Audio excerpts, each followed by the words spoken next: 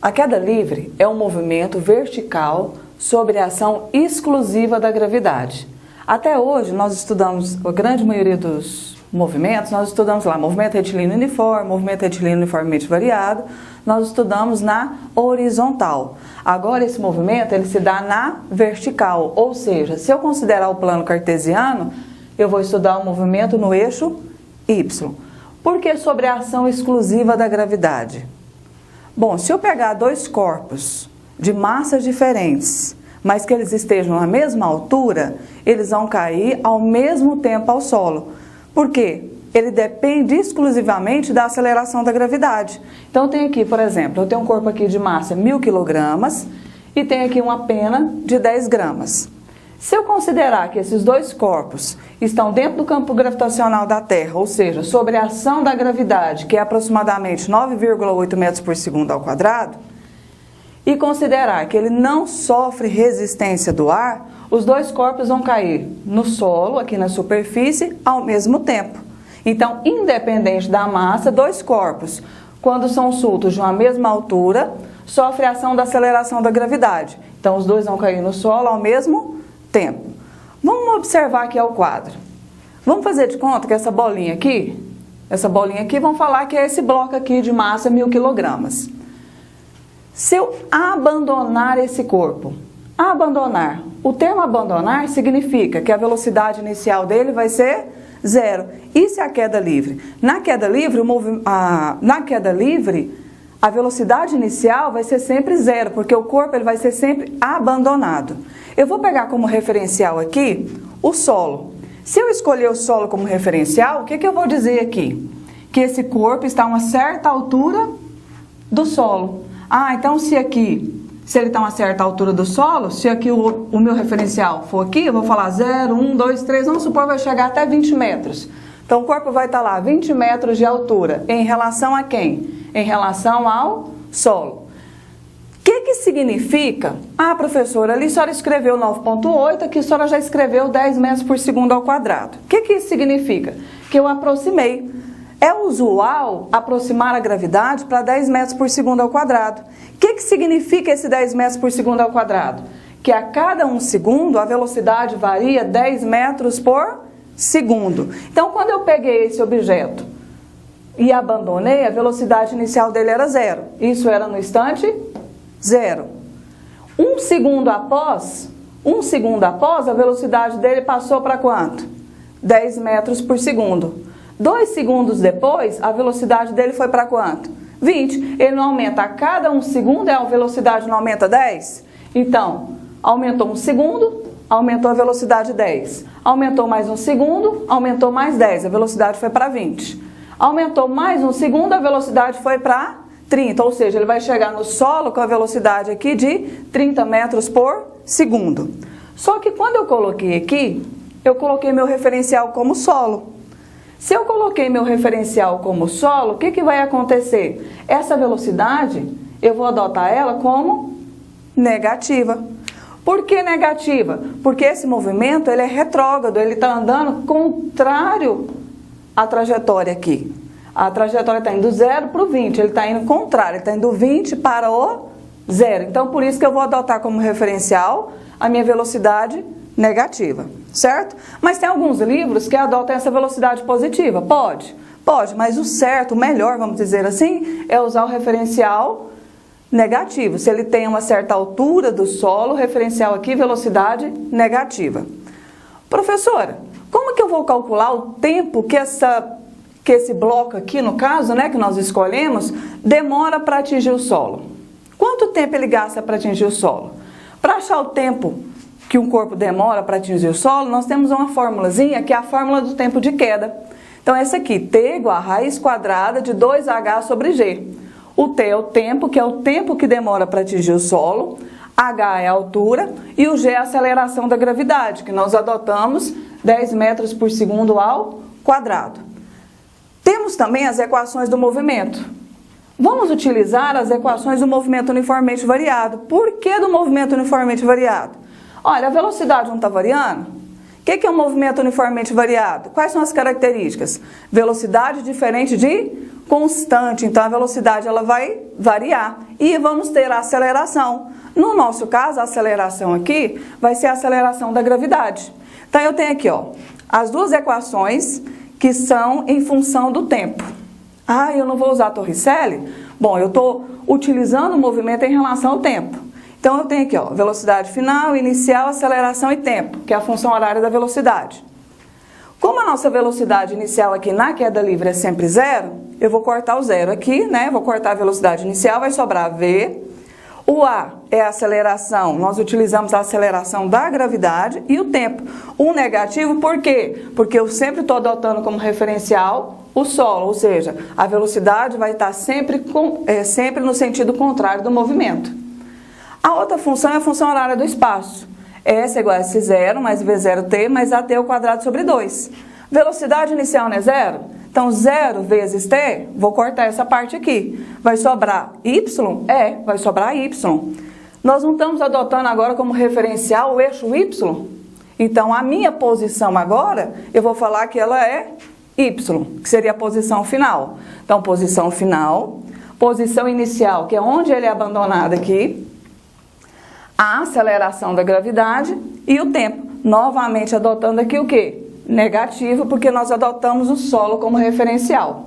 Vamos aos exercícios. Questão 5. Uma criança deixa cair, a partir do repouso, um brinquedo da janela de um edifício que está a 45 metros do solo. O brinquedo adquire um movimento retilíneo vertical para baixo de queda livre.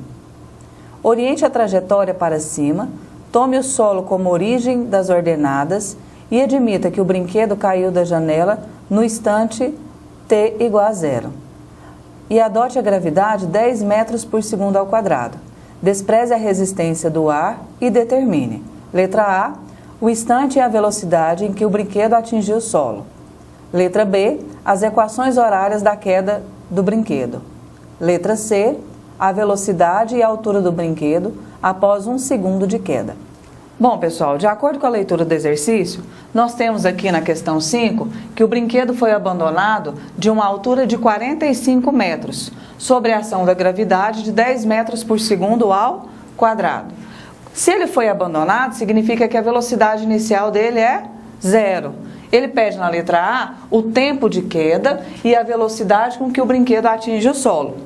O tempo de queda, nós vamos usar a fórmula do tempo de queda. Então, vou ter que T é raiz quadrada de 2H sobre G.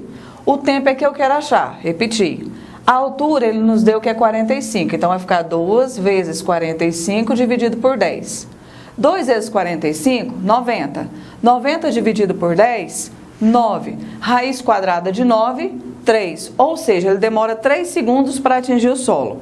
Mas com qual velocidade ele vai atingir o solo? A velocidade, nós vamos usar aqui uma das equações do movimento, né? Então, V menos G, porque ele adotou como referencial o solo, vezes T. Então, V vai ser gravidade menos 10, o tempo que ele demorou para atingir o solo, 3 segundos. Menos 10 vezes 3, menos 30 metros por segundo. Se eu colocar essa velocidade em módulo, a velocidade aqui vai ser 30 metros por segundo positivo, porque o módulo torna todo número negativo positivo. Na letra B, ele pediu as equações do movimento. Então, nós temos a equação da velocidade em função do tempo e aqui a posição que ele ocupa em função do tempo. Quando eu pego a função da velocidade, eu vou substituir os valores para montar a função, o V0 e o G. O V0 na queda livre, ele é sempre zero. A gravidade é 10, então ficou menos 10 vezes T. Montei a função. Montar a função é montar a formulazinha. Aí eu vou pegar no outro aqui. Quem que eu vou substituir? Vou substituir o Y0, o V0 e a gravidade. O Y0 é 45, que é a altura que ele estava do solo, 45 metros. É a posição inicial dele.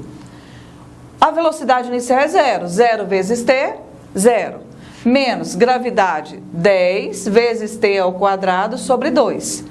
Fazendo as contas, eu tenho 45 menos 10 dividido por 2, 5. 5T ao quadrado. Então, eu montei as duas equações do movimento. Velocidade em função do tempo e espaço em função do tempo.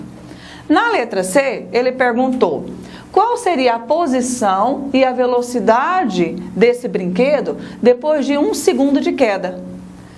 Depois de 1 segundo que ele começou a cair, eu vou achar a primeira posição. Vou utilizar a formulazinha que eu montei da função da posição. Então, vai ficar y é igual a 45 menos 5t ao quadrado. Então, y vai ser 45 menos 5. Qual que é o tempo que ele nos deu? 1 segundo de queda. Então, vai ficar 1 elevado ao quadrado. 1 ao quadrado, 1 vezes 5, 5. 45 menos 5 vai estar ocupando a posição 40. Então, a altura dele total era 45. 1 segundo depois que ele começou a cair, ele estava na posição 40. Mas com qual velocidade? A velocidade aqui, vou usar a função da velocidade. V igual a menos 10 vezes t. O tempo ele não deu o que? 1. Então, fica menos 10 vezes 1. Menos 10 vezes 1. Menos 10 metros por segundo. O tempo, a velocidade com que ele atingiu o solo foi menos 30. Ele saiu com a velocidade de zero, velocidade zero. À medida que ele vai se movimentando, ele vai aumentando a velocidade. 1 segundo depois, a velocidade era menos 10. Quando ele atingiu o solo, a velocidade era menos 30. Vamos a mais um exercício. Questão 6. O italiano Galileu Galilei observou que, desprezando a resistência do ar, todos os corpos caem com a mesma aceleração, não importando o seu tamanho, peso ou constituição. Se a altura de queda não for muito grande, a aceleração de queda permanecerá constante durante todo o movimento. Este movimento ideal, no qual são desprezadas a resistência do ar e alguma variação da aceleração com a altitude, é chamado de queda livre. Seja a seguinte situação. Por descuido, um operário deixa cair um martelo do alto de um prédio em construção. E o martelo atinge o solo com velocidade de 72 km por hora. Considere a situação de queda livre. Podemos concluir que o martelo caiu a uma altura de e demorou para atingir o solo. Escolha uma das alternativas e complete as lacunas. Bom, pessoal, então, de acordo com a leitura do exercício, ele nos deu o seguinte, que um operário ele deixou cair um martelo. Se deixou cair, quer dizer que ele foi abandonado, ou seja, velocidade inicial, 0. Ele atingiu o solo com a velocidade de 72 km por hora. Como aqui eu tenho a velocidade em quilômetros por hora, mas a aceleração da gravidade está em metros por segundo ao quadrado, o que eu vou fazer? Eu vou transformar isso aqui em metros por segundo, ou seja, eu dividi por 3,6. Então, transformou em 20 metros por segundo. Ele quer saber o tempo que o martelo demorou a atingir o solo e qual a altura que ele estava do solo. Então, eu vou pegar V igual a menos G vezes T. Por quê? Eu tenho a velocidade que ele atingiu o solo e quero achar o tempo. A velocidade é 20. Ah, professora, por que colocou menos 20? É de acordo com o que nós explicamos, né? Se eu colocar o referencial solo, então a velocidade vai ser negativa. Então, vai ficar menos 20, menos 10 vezes t. Sinais negativos, se eu multiplicar por menos 1, vai ficar tudo positivo, não é? Então, isolando aqui o t, eu tenho que vai ficar 20 dividido por 10. Então, o t vai ser 2 segundos. Ele vai demorar 2 segundos para atingir o solo. Mas ele vai atingir o solo? Sim. Qual é a posição que ele estava ao cair? Então, eu vou pegar a função horária do espaço em função do tempo. No nosso caso aqui, o espaço é o y. Então, y é igual a y0, v0t, menos gt ao quadrado sobre 2. Posição inicial, posição final no caso aqui, não é inicial, né? A posição final é 0. Eu quero achar a posição inicial, a posição que ele saiu e vai atingir o solo, ou seja, posição final, 0. Menos 10. Ah, professor, e o v? Ué, a velocidade inicial não é 0? Então, é 0 vezes t, 0. Então, vai ficar posição final 0, posição inicial que eu quero achar, menos 10 vezes. Quanto que é o tempo? É o tempo que eu achei que ele demorou para cair. 2 elevado ao quadrado sobre 2. Eu passei aqui, ficou sinal negativo, mas se eu multiplicar por menos 1 vai ficar tudo positivo, não é? Então, vai ficar 10 vezes 2 ao quadrado, 4 sobre 2. 10 vezes 4, 40, dividido por 2, eu vou ter que a posição inicial dele ao cair vai ser de 20 metros.